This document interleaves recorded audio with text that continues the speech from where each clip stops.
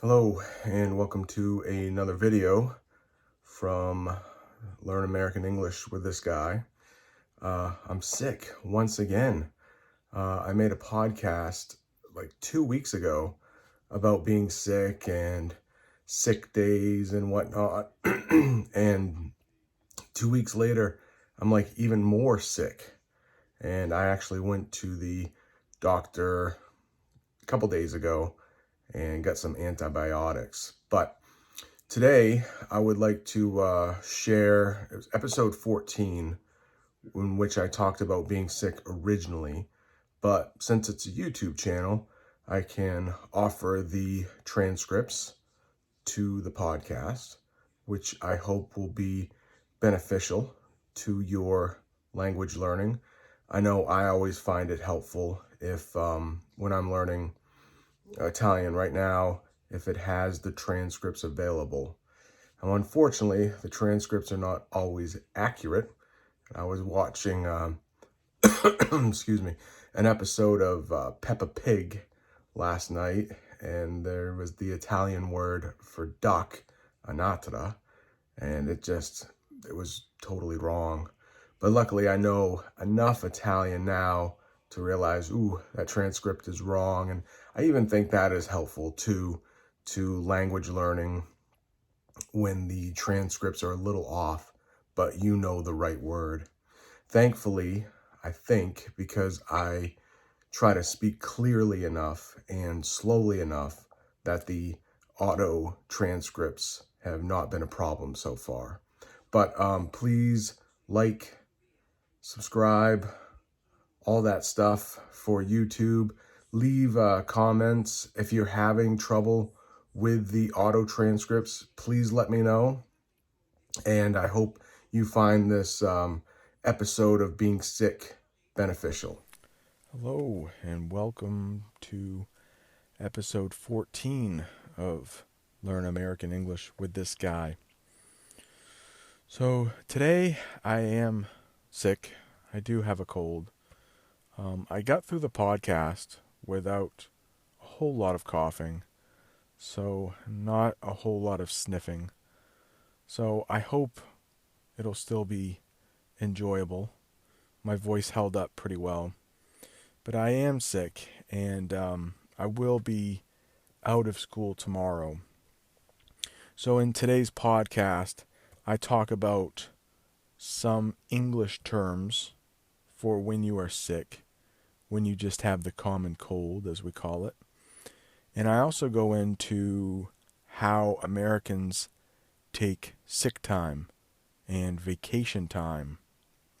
And to most Europeans, I think we have far less in America than you do if you were listening in Europe or Canada. So as a teacher, of course, I do get quite a bit of vacation time, so I have no room to complain, but others do feel badly about, as I say in the podcast, that they do not get a lot of sick time and they have to take it what we call unpaid. So if you don't show up for work, you don't get paid. So thank you for listening. Thank you for your support, and we will get right to the episode, and welcome back. So, as you heard, I am sick, and I'm not severely sick. I just have a rather annoying cold. So, I wanted to talk about some of the terms that we use when we have a cold. For example, my symptoms right now, my symptoms are the things that are making me sick. If you go to the doctor's office, the first thing he or she may ask is, what are your symptoms? So my symptoms for this annoying cold is that my throat is sore and dry because I have been coughing. And it's what we call a dry cough. There's nothing in my throat that needs to come up. It's just coughing, dry, and that really puts a strain on your throat. So I don't have a fever, which is what we call it when your body gets really hot. I don't have the chills, which is what we call it when your body gets really cold, when you're sick. I have a slight headache. So when your brain feels like it's gonna pop out of your head sometimes, a headache.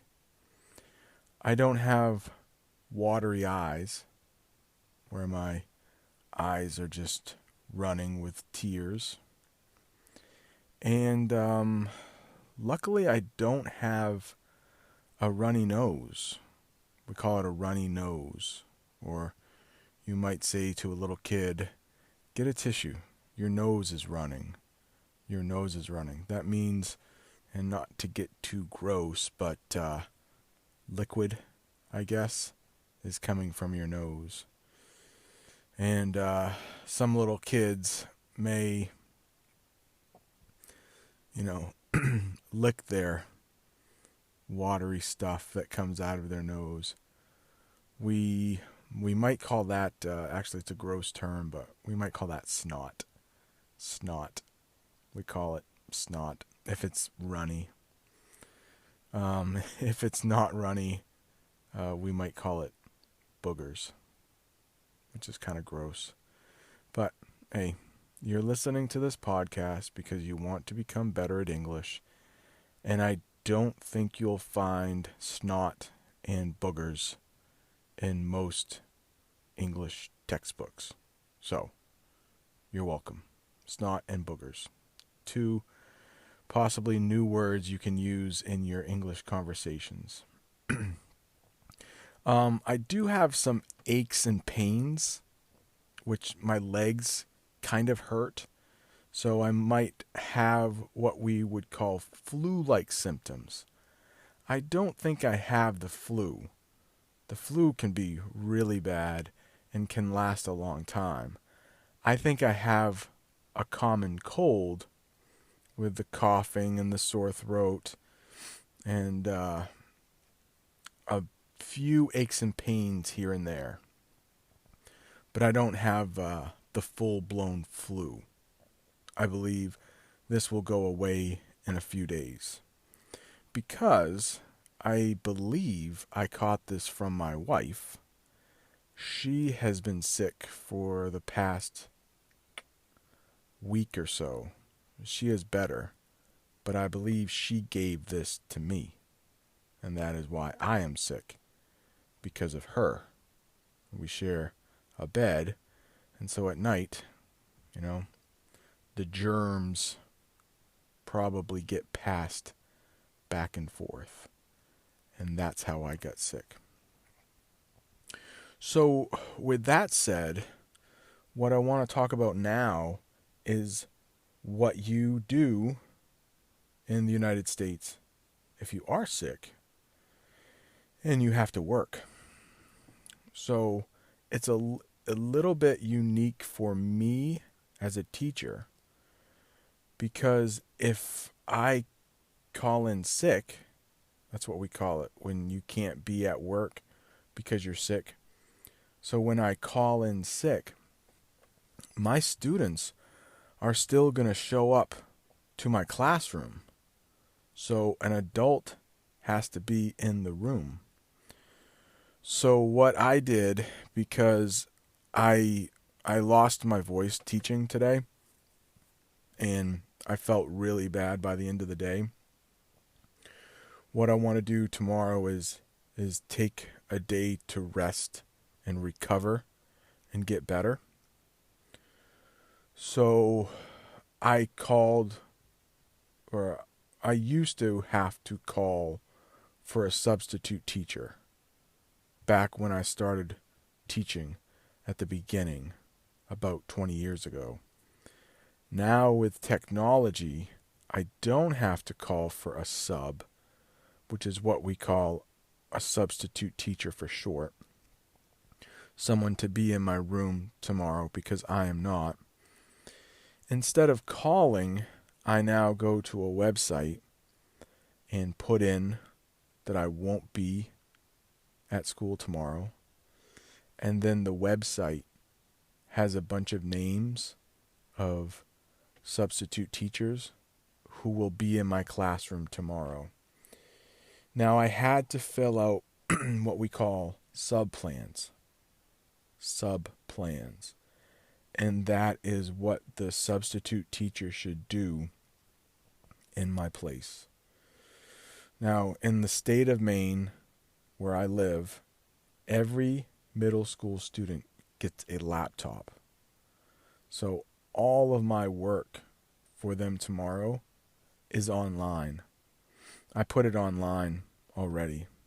And they can email me questions if they need to.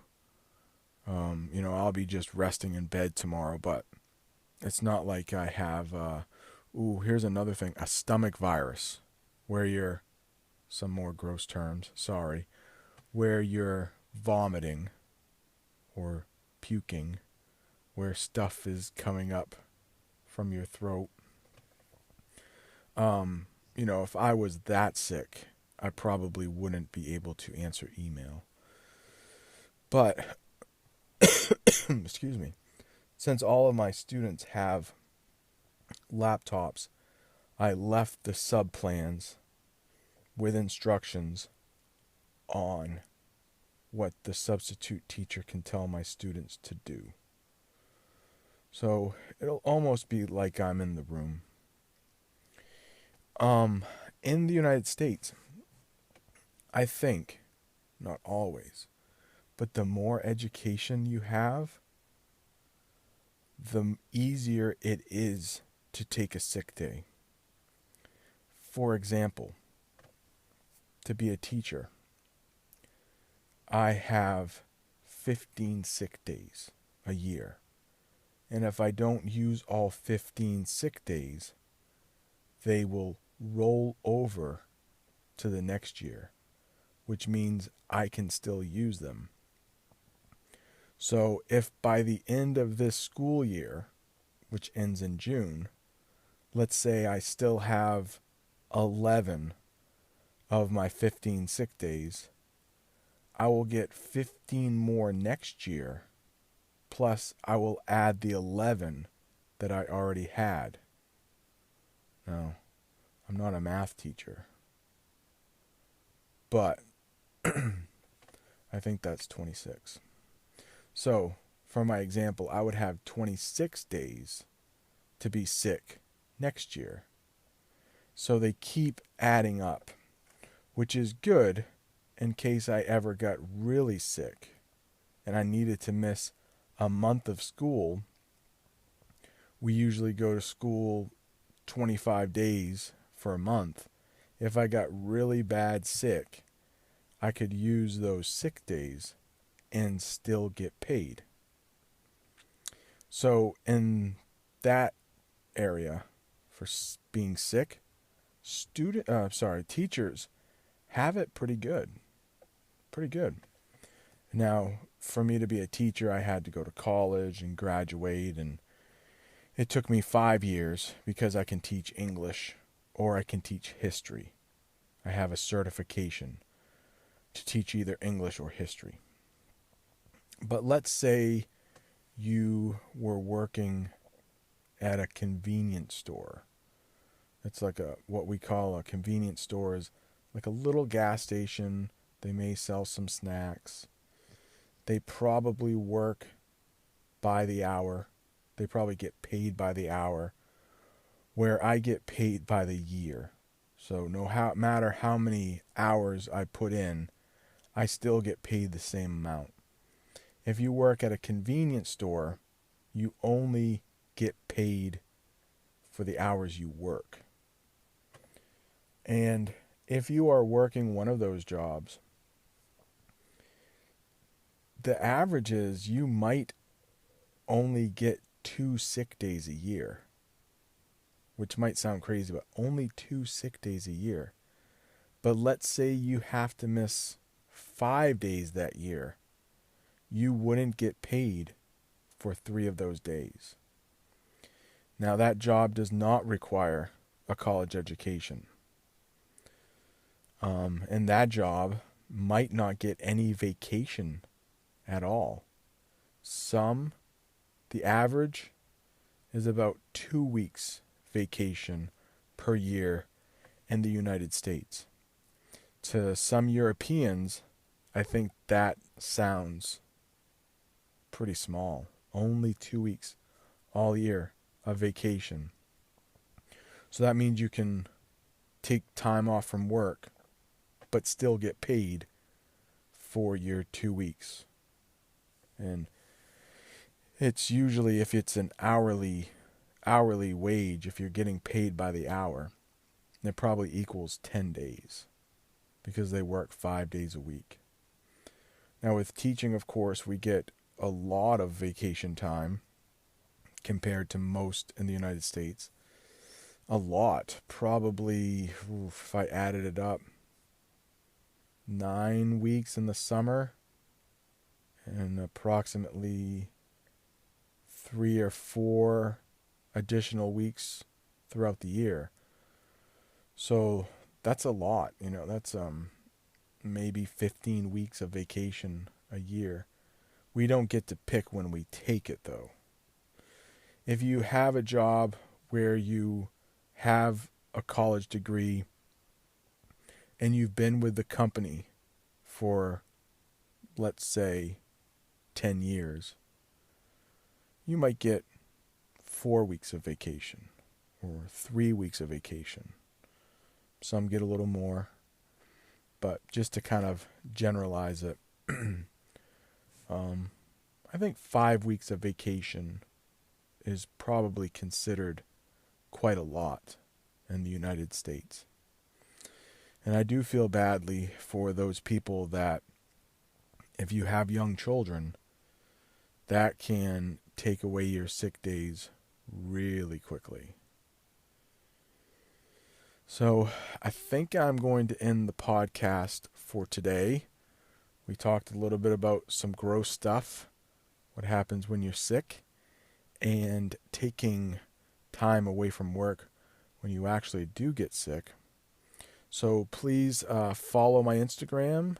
If you have any questions about anything that has been covered in any podcast, I promise I will get right back to you. It won't be difficult because I think I have only 5 followers on Instagram.